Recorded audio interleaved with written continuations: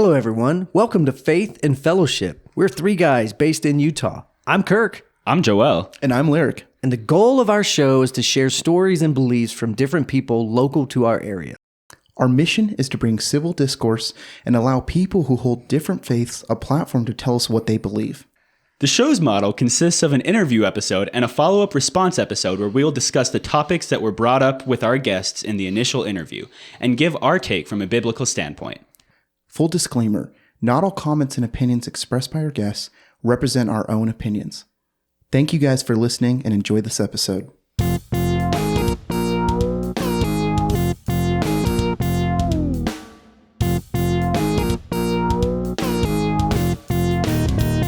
Hey, this is Faith and... Oh, dude, I'm not the intro person. This is Faith and Stutter. I'm your host, Lyric. I love letting Lyric do intros. That's counting. That's the intro. How about you elaborate on what we're doing here today? Here's what we're doing here today. We are listening to Lyric stutter into the microphone while trying to do the intro. So, Amy, tell us... No, so we this is part 2 of our last episode. Well, continuing from our last episode. If you did not listen to part 1, go back. It is up on Spotify and YouTube. Go back, listen to part 1, and it'll kind of catch you up. But we have, well, here in the studio, obviously Lyric and myself, and we have our guest co-host Sarah, or C, like the letter, here today. What? We call her. That's her nickname, C. Oh. Yeah. Have you not heard that? No, that's so weird. I think that's like all I call you. Yeah. And we also have our guest from last episode here with us again, and that her name is Amy. Amy, sup? Amy, sup? Amy, A-M-Y, not A-I-M-E-E. Plausible deniability. But well, I won't get into too much about what we talked about last episode, because I think if you're listening to this, you should just go back and listen. But Amy grew up in the LDS church and also is a part of the AUB community. Was yeah. Yes, I said grew up. Oh, okay. So if you want to know more about what that is, what that looks like, go back and listen to the last episode. But we are picking up here, continuing a little bit of Amy's story. We talked about some technical things about the community and things, but my next question that I think can kind of kick off the conversation here was, you left the AUB community at 18, you said, correct? Yeah, okay. So jumping to when I moved out for college, I left the AUB community primarily not because I thought it was wrong. I just didn't care to have a boring life where you get married and have a lot of kids. Especially Fair not enough. Getting married young. I told everyone in my life I was getting married at 26 and no earlier. And everyone would say, people who protest the most get married the youngest. I said, not me. It's not like it just happens to you. You have to say yes. Were you encouraged to get married young when you were a part of the AUB? By everyone except my parents. Okay. Actually. So my friends, my friends' parents, because I was a little bit less inclined to just agree to things. I wasn't a rebel. I went to service projects every week. I followed all the rules. I didn't lie. I only got in trouble for speeding once. So I wasn't a rebel. On a four-wheeler at the age of 12. Someone talked about it, the little announcement Yeah, you were time. the person, the 8-year-old on a four-wheeler. No, so I was just more argumentative than most teenagers. And so a lot of the parents of my friends would tell my parents, hey, if you want her to stay straight, get her married young. And my parents didn't want that life for me. They wanted me to choose who I wanted to be married to and not settle for the first person who asked about me. And in the AUB, how dating works is the man goes to the president of the priesthood, who's basically the prophet, and says, I want to court this woman. This is her dad. And they say yes. And then the gentleman then goes to the father of the young woman and says, I would like to court your daughter. And the dad says either yes or no. And I was asked about 3 times, and my dad said no all 3 times. Wow.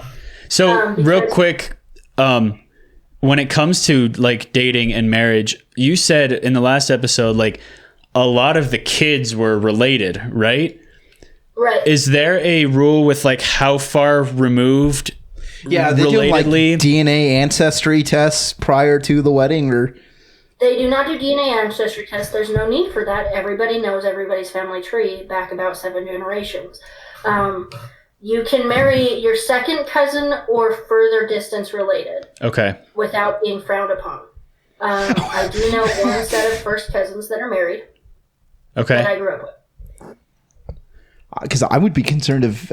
I mean, yeah, on a moral standpoint, not like I agree with that, but also on a scientific standpoint, genetic disabilities in the children, you know? Yeah, actually, so there is a slightly more, you are slightly more if your parents are related to have some disabilities, but it goes from something like 99.9% of children are born without disabilities to like 99.6% of children are born without disabilities.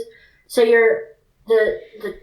the genetic effects are so minimal unless it's like over generation after generation after generation. But if you stay second cousin or wider, it actually pretty much mitigates the problem.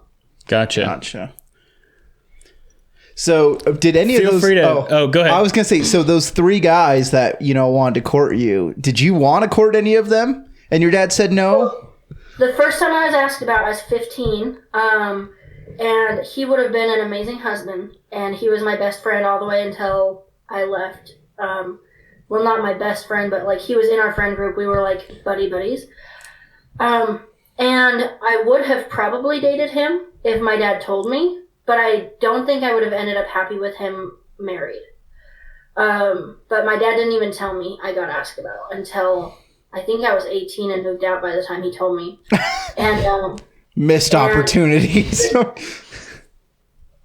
second guy who asked about me was married to someone else, and I definitely would have been happy dating them, but I wouldn't have been happy married to them long term. The third set of people that asked about me was a convert. So him and his wife were brand new to the AUB and trying to get their first multiple wife. And my parents said no the month I moved to college, and his wife added me on Facebook and tried to backhand date me. And my parents wouldn't tell me who asked about me. So then I told my mom, I was like, hey, this person's trying to meet up with me for lunch. What's going on? And she was like, oh, those are the people who asked about you. And I was like, this is why you need to tell me. Like, I know it might be embarrassing for them, but I need to know if they're like trying to underhanded date me. Like, yeah. That's a problem. little weird. So then I blocked them on Facebook. Yeah. And no, I didn't like them at all. Well, and I mean, so like, are people getting married under 18? No one that I know personally in my generation got married under 18. I had one set of friends whose parents got married at 16, but besides that, everyone I've heard of was 18 or older. Gotcha. Because when that kid, when you were 15, wanted to court you, I'm thinking, is he going to court you for the next 3 years, Yes, and he would have too. He would have loved me for my whole life. He was very loyal. Gotcha. So now you're going off to college. What changes? I moved out to college, and I basically got caught up in the same thing that every other college student gets caught up in. I have all this freedom. There's nothing to do. I wanted to go hang out with my friends and watch scary movies and have parties. I didn't do anything really bad, just like regular college stuff, like nothing illegal or anything. I just wanted to be rebellious and kiss boys and go on dates, and so all of my friends that were religious said, hey, you're too rebellious for me, and kind of left me. They all got married at 18 because that's what they did. Like, that's what they did. So I just made a whole new group of friends, and I wasn't religious, and then I bought a house. So you kind of left us on a cliffhanger last episode. Was that pertinent to you moving out to college, or was that later on? Later on. So we can zip through the part where I rejoined the LDS church. Essentially, I got depressed, and I felt like I was getting revelation that I needed to join the LDS church. I met up with the missionaries. I said, hey, I want to get baptized. They interviewed me to get baptized, and they were so excited not knowing the rules about polygamy. If your parents are polygamists, you had to be interviewed by a general authority. I got interviewed by their mission president before the general authority. He said she's clearly not ready to be baptized, so I had to take the missionary lessons all over again. Wait, what? How did he determine that? I don't know. I probably just didn't sound religious enough. Not let's run her through the course again. Like, yeah, basically. So then I took missionary lessons, and it was really nice, but there was nothing interesting that happened during them. It was just regular missionary lessons. I met with the mission president again. He said, "Wow, you're such a different person now." I said, "Thank you. I'm so much happier now." And I had a Zoom call with the general authority, and it was awful. The general authority was very old and didn't know how to make Zoom work. So basically he said, well, if the mission president approved you, you must sound okay. So then he puts in his approval, sends the letter to the presidency of the priest. What are they called? The three Quorum people of the 12. in charge? oh, I should know this. Not his cabinet. The cabinet, yes. No, the prophet and then his two counselors that are the highest up. Counselors. They had to sign a little notice, a little letter that I kept because it's kind of cool because they're very powerful people, that said that I was approved to be baptized, and then I got baptized, and everybody came, and I talked about how great it was on the last episode, so I won't go into that again. I went over the road truck driving when I was 26 years old because I realized I wasn't married and didn't have any prospects, and I was working at the same job for the last 7 years. So I went over the road truck driving to kind of deal with an identity crisis. About 6 months into that, I rode my semi-truck and got in a crash. I didn't get hurt, but I got fired, and getting fired is like a huge identity crisis for me. And someone I was really close to was having a mental breakdown at the same time as I was coming home from crashing my semi-truck, at the same time as my grandma's dementia was hitting an all-time low. And I was the one not primarily, but one of her primary caregivers. I was one of her primary caregivers. She needed a lot from me. This person close to me needed a lot from me, but they would tell me things like, I got in my car and I was driving down the road and I heard a voice next to me that told me to turn this way, and you'll see a red sign. And it was so traumatic for me to not be able to explain that what she was hearing was not real. And I realized if Joseph Smith was alive during my time and was saying the same things that she was saying, I would just know that it was not real. Like, there's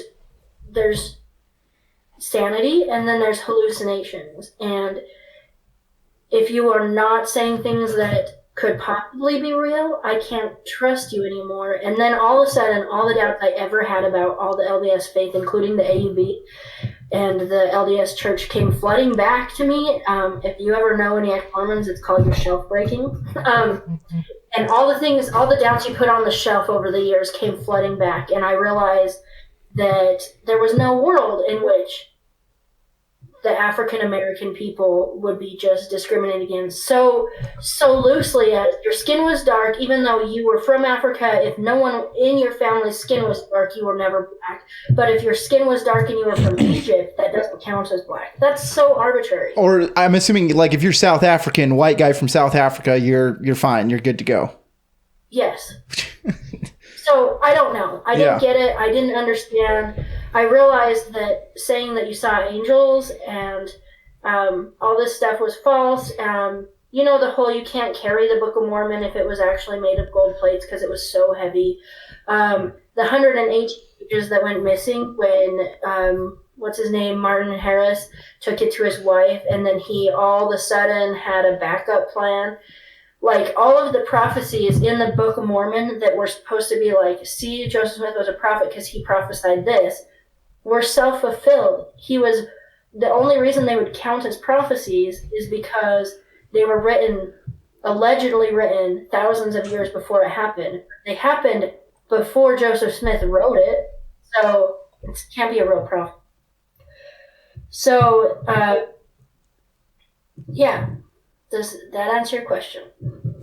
Yeah. So, correct me if I'm wrong. So, after you walk away from the LDS church, did you have some did you go to like some like Christian churches after that, Protestant churches? Like, correct me if I'm wrong, did you have some exposure to other sides of the coin?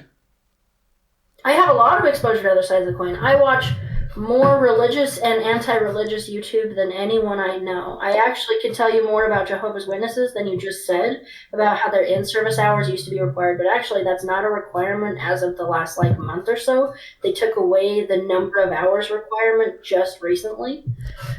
See, I've tried to get one for like the last 3 months. All I'm saying. And actually, I think you'd have more luck getting a Jehovah's Witness on if you would say, I'm looking for a witness of Jehovah to come explain their beliefs on our podcast. Because they don't call themselves Jehovah's Witnesses. They call themselves Witnesses of Jehovah. Interesting. I didn't know that. That's interesting. You're just phrasing it I've gone to a wrong. lot of churches. I've listened to a lot of churches on YouTube. I've listened to a lot of Christian YouTubers. And like, if you guys have ever heard of like God is Gray, she was really great. She's not making YouTube anymore. But yeah, I love the message of Jesus and loving everyone, and working hard and tithing. I love the principle of tithing and giving to people less fortunate than yourself, if you can find a good organization to give to. So yeah, what other questions? Sorry, really quick. Do the AUB use the Book of Mormon, or do they use a different book? The AUB use the Book of Mormon. Like the one that's in production now, not like the original one? Yes, the one that's in production now. If you want to go above and beyond, use the original one, because there's a few minor changes to the Book of Mormon since it was published. Did you know that? Yeah. So a lot of people will use that one, but most of the time they just use the regular Book of Mormon. And same with Pearl of Great Price, DNC. Yes. Gotcha. That's really interesting. I'm curious, did you ever have any like experience with the FLDS and be like, hey, look, I'm part of a polygamist group too? And was there like a rivalry there? Like, who's the true polygamist? No, the FLDS people that I have met aren't interested in relating to people from the AUB. They don't like you guys too much? Right. Gotcha. I don't think they really like anybody, but so this is actually I think a really good question, really quick. So it seems like in modern day culture, it's becoming really, really popular to be in these like open relationships or polyamory relationships. You know, do you kind of get what I'm talking about here?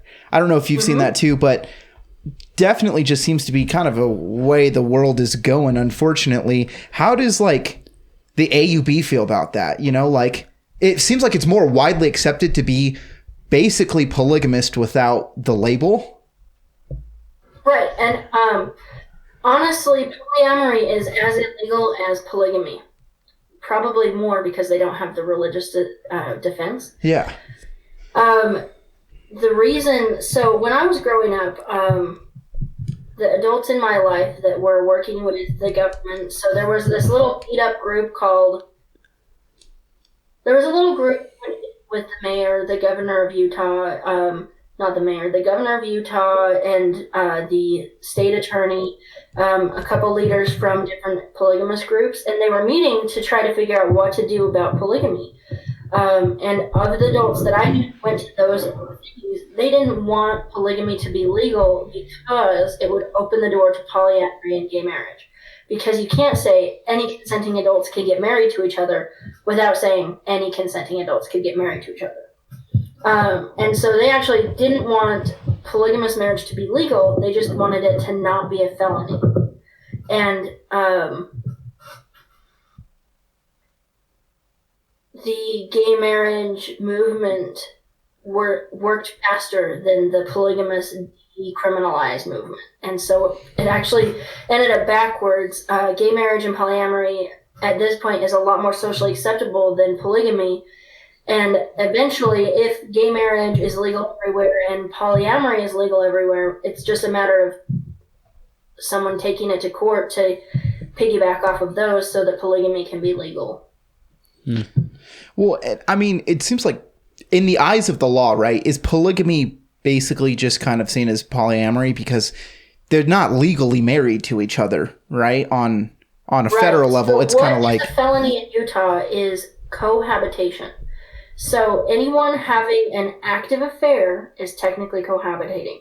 If you live with, as if you're married to more than one person, you are cohabitating. And that's technically the same for polyamory or having an affair or polygamy. It doesn't make any sense that it's so criminalized. If they want to help people in polygamy, they should decriminalize polygamy so that when the wives have their husbands hitting their children or being abusive, they're not worried they're going to lose their whole family because they're trying to get someone prosecuted for something unrelated that's not a felon. gotcha. Interesting. Oh, you got a question? I did have a question, and this is a question that, if you don't feel comfortable answering, that's perfectly fine. But was there, I guess just the straightest way to say it was like, what does your relationship with your family look like right now, considering you don't believe the same as them? Was there any change in that when you left, when you decided to stop believing that? Yes.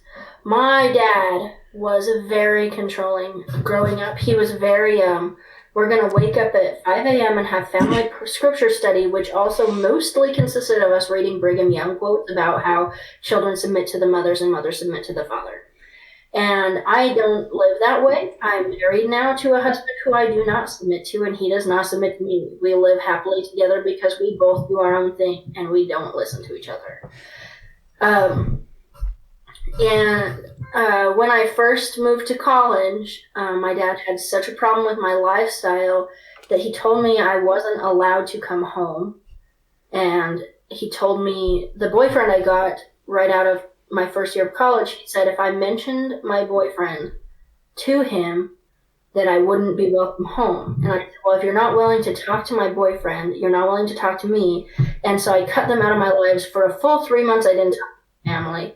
And my mom has said the worst things to me of any person that has ever said anything to me. She has told me that I was possessed. When I was depressed in high school, they told me I was possessed of the devil. They didn't believe that I had a mental problem, which I do. I'm on antidepressants now, like meds. And there was a lot of negativity and holding me accountable for things that weren't my fault. So we had a very rocky relationship for a long time. My mom and I are really close now. After a year or two moved out, I would call her and she changed how she saw things. She realized that a lot of how she parented us hurt us.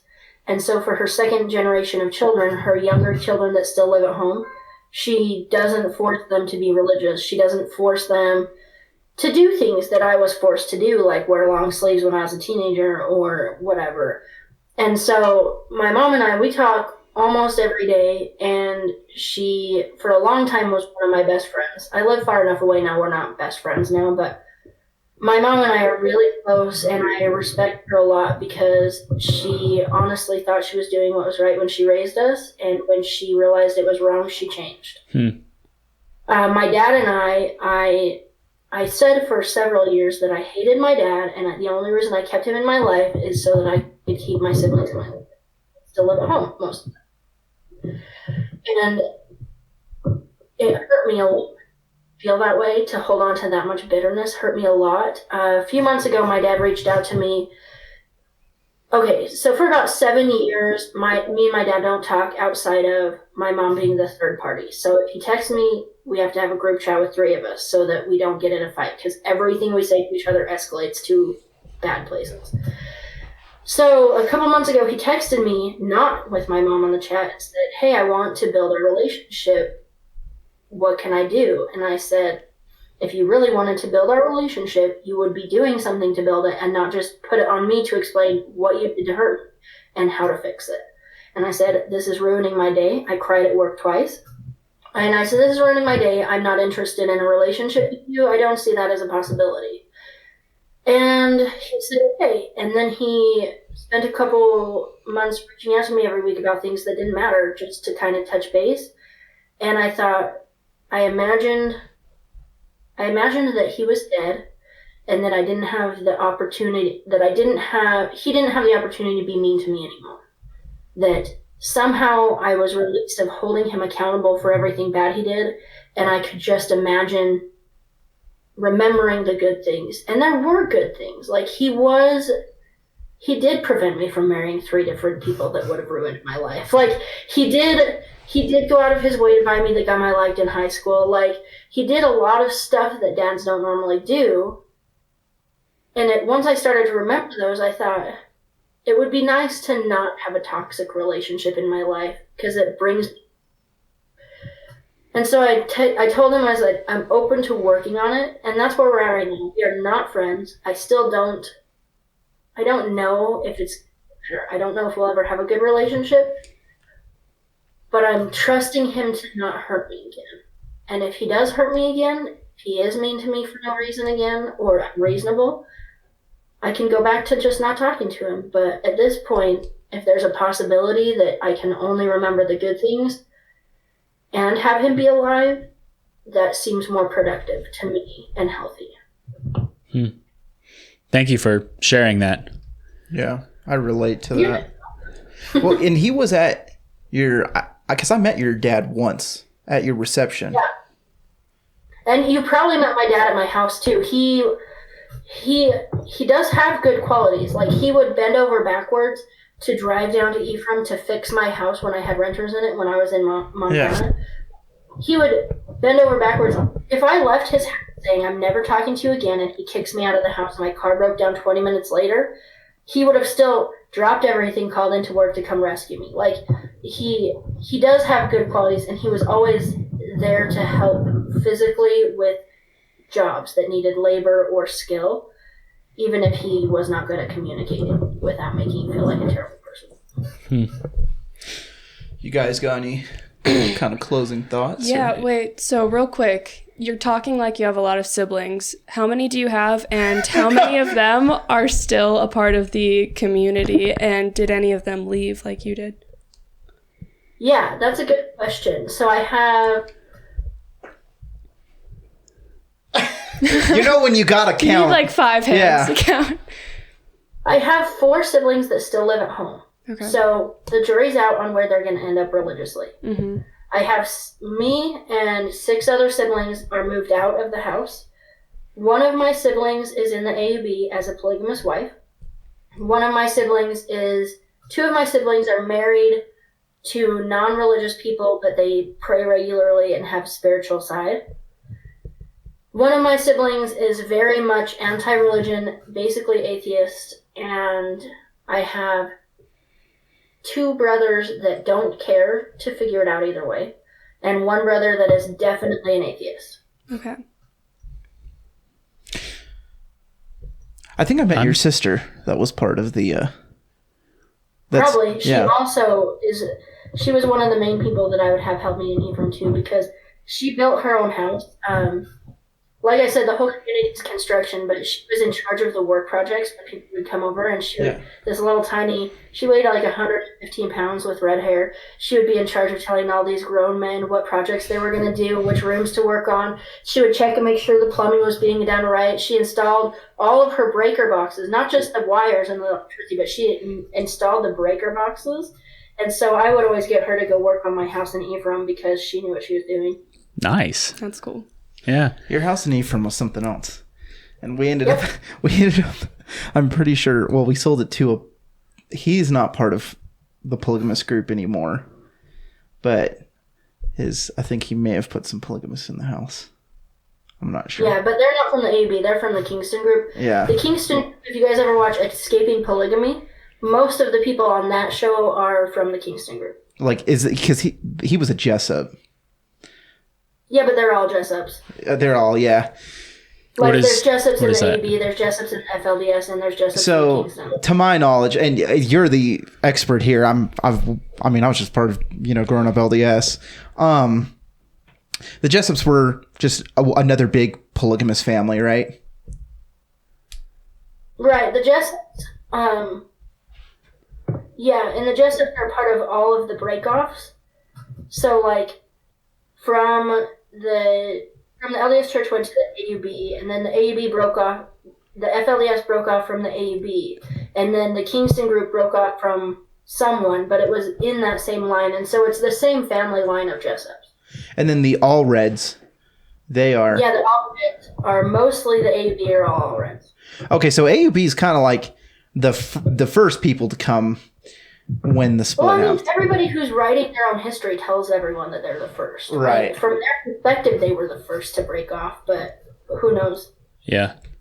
That's actually a good point, because, like, I feel like I do hear that a lot, not just about LDS history, about a bunch of different religious histories. It's like, oh yeah, we were the first, we were the original, and yeah. I got an idea for a show. Listen, I don't want this to sound disrespectful, but I got an idea for a show, right?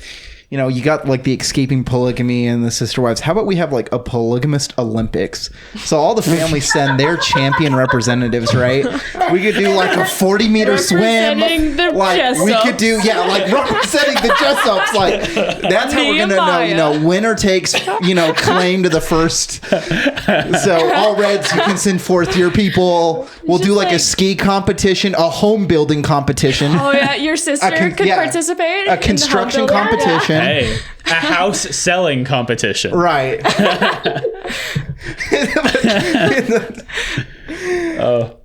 Well, I think unless we have any more closing thoughts or questions, I think we can wrap up here. I think we just hit our mark. So. Yeah. Thank you, again, so much for coming on and helping Lyric get a guest so that he looks better in all of our eyes. That's not what this is about at all, okay? No, honestly, thank you for coming on. Thank you for sharing. We really appreciate it. And yeah, I think we might have to have you on again for sure. This was really interesting. Thank you, Amy. There's some more guests. I'm going to send mine out when you guys publish mine and be like, does anyone else want to give their thoughts? Yeah. If we can get, I think it would be interesting to have like the perspective of you, someone who left the AUB, and someone possibly still in it, Yeah. So kind of get two worlds. Yeah, for sure. Cool. Well, thank you for coming on, Amy. Thank you for being co-host with us. C. Yeah. Lyric. We don't thank you often enough. Thank you for all that you do for this show. I want a Polygamist Olympics. You don't understand. That's like one of the only things in my mind right now. You should pitch it to like reality TV producers. Yeah, it's like listen, new twist. We're not going to make you look bad in the TV show. You're good. Guys, just send forth your champions, Oh. That would be really Well, thank you for tuning in. Thank you for listening. Keep your eyes out for a Polygamist Olympics TV show. And if you need a better name, though. Yeah, maybe we'll think that up and talk about it in the next episode. But thanks for listening. If you have any questions for us or for Amy, feel free to email us, contact us. Email is in the description below.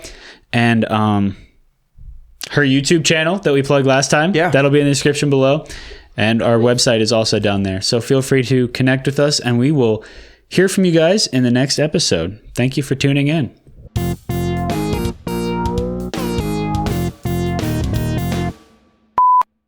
Yeah, because I've tried to... Someday he'll get a Jehovah's Witness. Someday. No, I can't find him. They don't like me. She knows what's up. Yeah, it's literally the quest for a Jehovah's Witness. It's one of my many side quests. But I want a Seventh-day Adventist. Find a Adventist. Jehovah's Witness that'll come on here before you do.